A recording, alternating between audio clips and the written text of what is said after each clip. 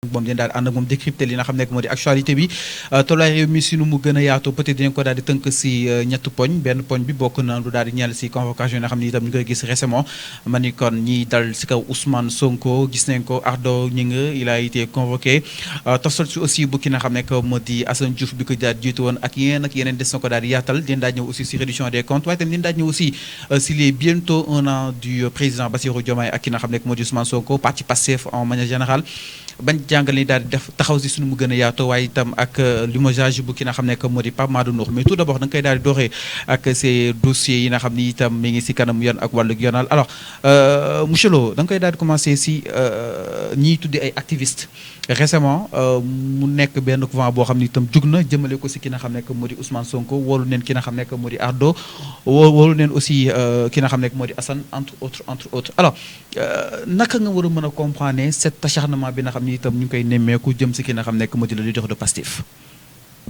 waaw bon il y a pas d'acharnement hein. Attention, si nous sommes 5 millions de Sénégalais ou 6 millions, je veux dire des adultes, parce que nous sommes 18 millions de Sénégalais, Okay. 2 ou 3 déréglés se permettent de jeter la tantème ci benn nit ku nga xam ni boo xoolee parce que nit wala ngay dal ci kawam da ngay xool bu baax li ngay def parce que au fond mënuloo bu ñu xoolee ci wàllu ndey ci wàllu baay ci wàllu ñi nga xam ni dañ leen meññ ci jàllu cosaan sax yow presque kenn xamu la d'après tout toute l'histoire du Sénégal nga gis koo xam ni il a fait des choses extraordinaires ba nga xam ni il a sauvé non seulement le Sénégal mais l'Afrique quelqu'un qui est adulé au niveau de toute l'Afrique man dañuy ay parti dañuy ñëw di bëgg jël exemple ci Pastef pour mën a egg ca révolution ba waaw loolu bu fekkee am na ñaar wala ñett wala ñeent ñu nga xam ne dañu xaw a déréglé di wax yenn wax yi bon c'est bien que justice woo leen et cetera xool c'est une histoire boo xam ne ça fait pas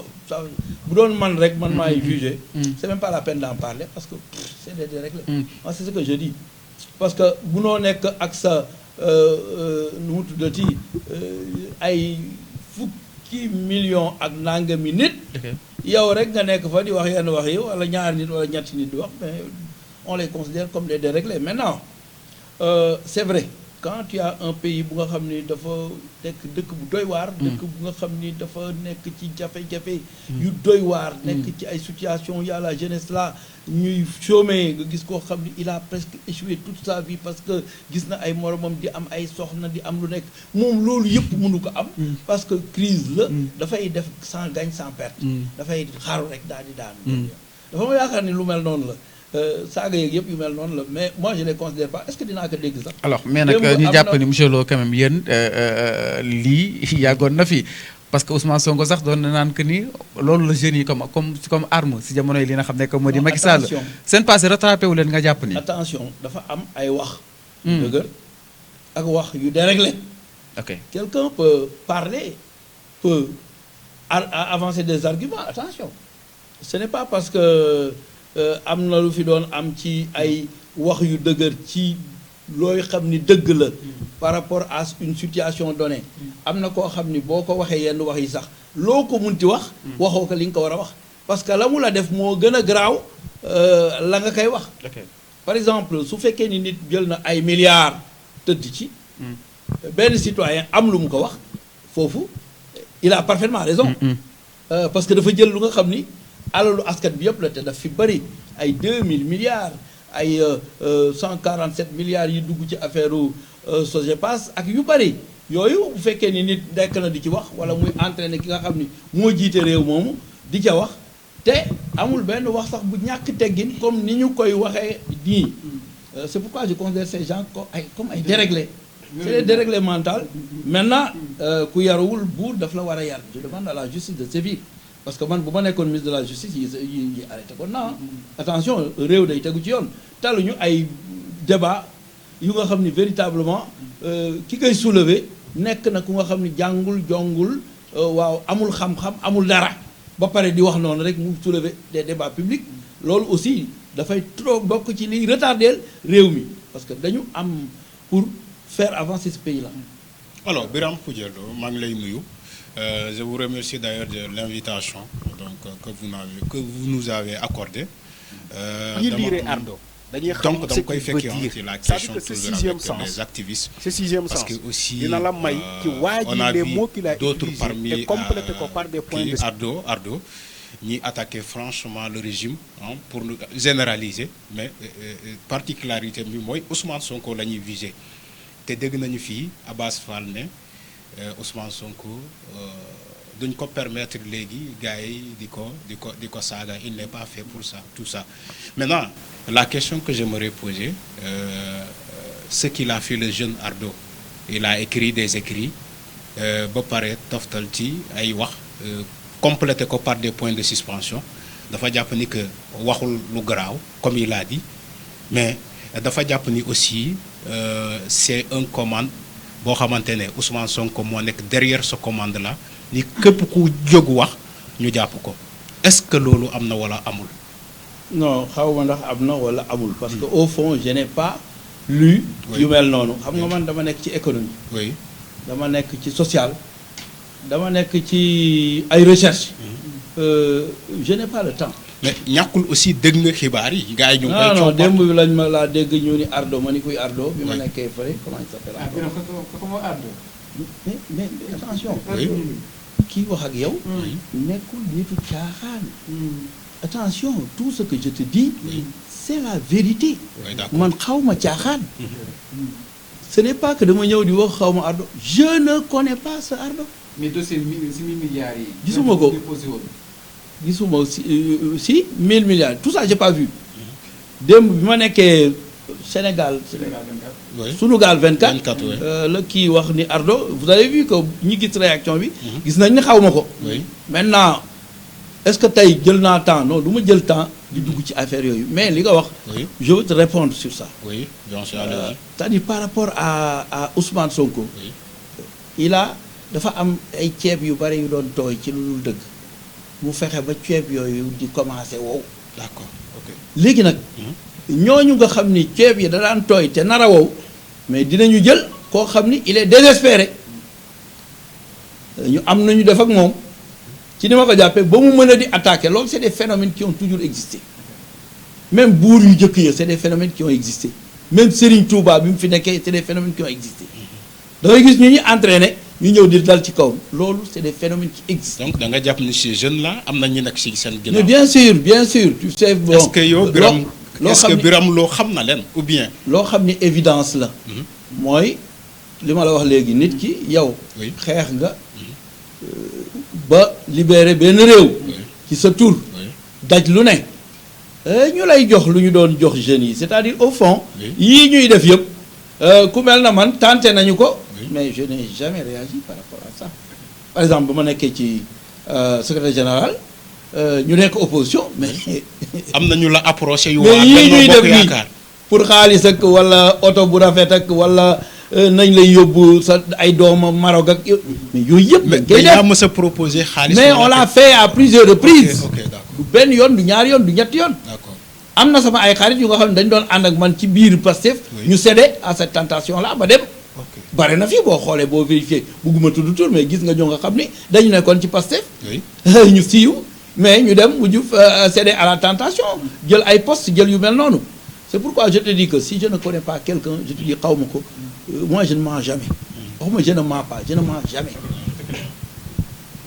ok merci beaucoup monsieur Lo di ko nuyuwaat di rafetlu si li nga xam si moo di teewaayam ba tey damay ñëw si point boobu noonu maanaam monsieur Lo boo gisee comme ni nga ko ñuy ñëwee activiste ñuy génn di wax nu leen neex ci réew mi am na sax ñu naan leen ay di leen wooye ay chroniqueur est-ce que jàpp ne tamit loi bi war na teg benn daan boo xam ne bu sévère boo xam ne jëmale ko ci képp koo xam se ni bien vrai que man ñu ngi naan offense au premier ministre amul mais képp koo xam se ni da ngay wax loo xam se ne kàddu yu tegginewul la jëmale ko ci autorité étatique ñu teg ci yow daan boo xam ne ëllëg sa morom dina ci mën a jëlee leçon.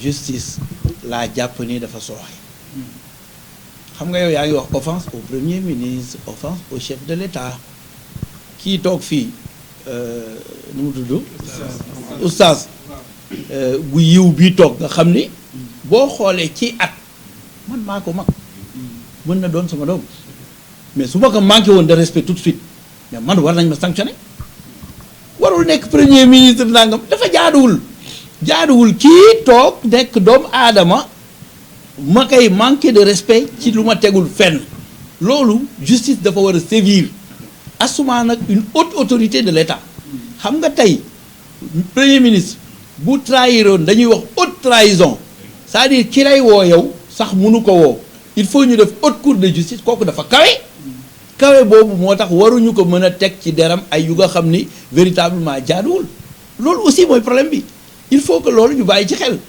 donc justice ci boppam man dama jàpp ni dafa war a sévir am na fu ma waxee je n'ai rien contre Cheikh Oumar Diagne je n'ai comment il s'appelle encore le Diagne ministre de la justice non je n'ai rien contre Diagne mais pour man véritablement war nañu gën a sévir je n'ai rien contre Tine mais pour man war nañu gën a sévir par rapport à ça joxe ay instructions parce que am na lu nga xam ni joxe ay instructions moo koy faj parce que am na yoo xam ne mënuñu ko tolérer ci réew mu nga xam ni dañ ko bëgg redresser c'est-à-dire boo bëggee redresser réew mënuloo baser si ay éléments yi nga xam ni regarde aujourd'hui on aurait pu parler de l'islam aujourd'hui fii ce sera très bien ñuy yee xale yi di leen jàngal sëñ Touba ni mu def sëñ El Hadj Malick ni mu def nga xam ni loolu dafay yee xale yi mais kenn saaga fee saaga boobu nekk actualité xoolal la mu yàq waaw lu mel noonu bu amee pour nga doxal réew moomu war nga mën a teg ay chartes yu nga xam ni loolu dañ koy éviter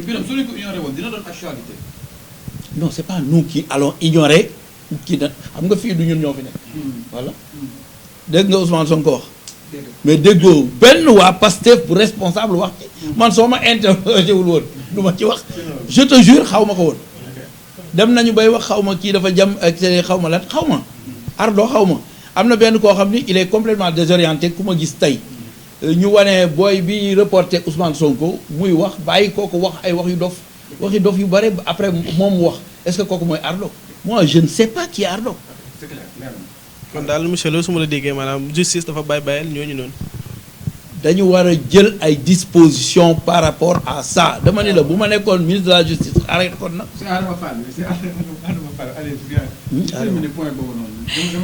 monsieur Lo est-ce que aussi jotul ñu séparer li.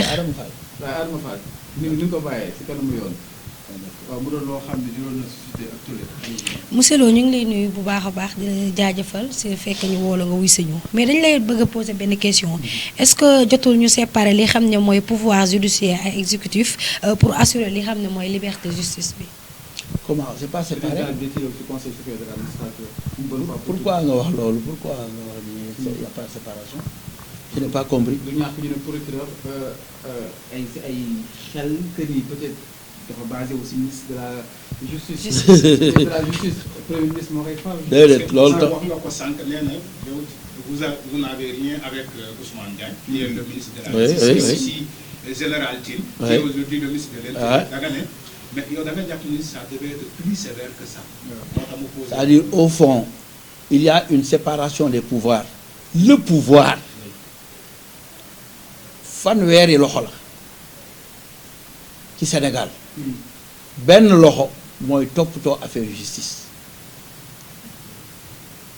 kii toppatoo affaire justice ministre de la justice rek la peut-être ministre de l'intérieur mais yi ci des yëpp pouvoir bi la exécutif ministre du sport yëpp liggéey la fanweeri loxo nga jël ñaar ñu ciy toppatoo dara mais y a une séparation bi fan nga koy dugal parce que yooyu c'est important c'est des sujets même bu ngeen demee ENA parfois on peut vous poser ces questions-là c'est extrêmement important séparation bi fan nga koy indi mooy mission yow bu ma la jëlee dama lay jox ordre de mission ba pare génn ci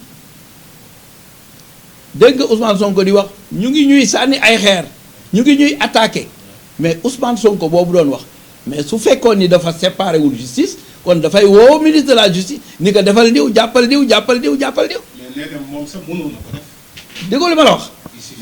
et il l'a dit maintenant séparation bi moo tax defu ko dafa xam. dafa xam li yàlla wax ci loolu.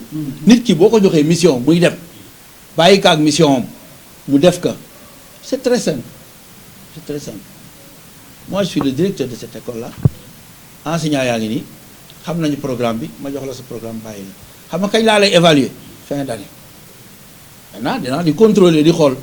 mais sa liggéey yow yaa koy defal sa bopp. mais est-ce que boo gisee jox nit dara nga jox ko benn mbir ne ko doxalal yow mënoo parce que bu ñu nee école dañ nag 9 mois la exemple ñu jël ci école mais doo toog en tant que directeur école bi da nga damay toog ba 9 mois yi mat sëkk ma soog a convoqué ki xam ne mooy professeur mathématique bi il faut que parfois nga woo ko ne ko gis naa la nga def erreur bii kat lii warul woon ak sa diggante ak élèves yi. Très bien, c'est-à-dire loolu aussi tubaab bee ñu jàngal loolu je ne sais pas si les gens ont vu.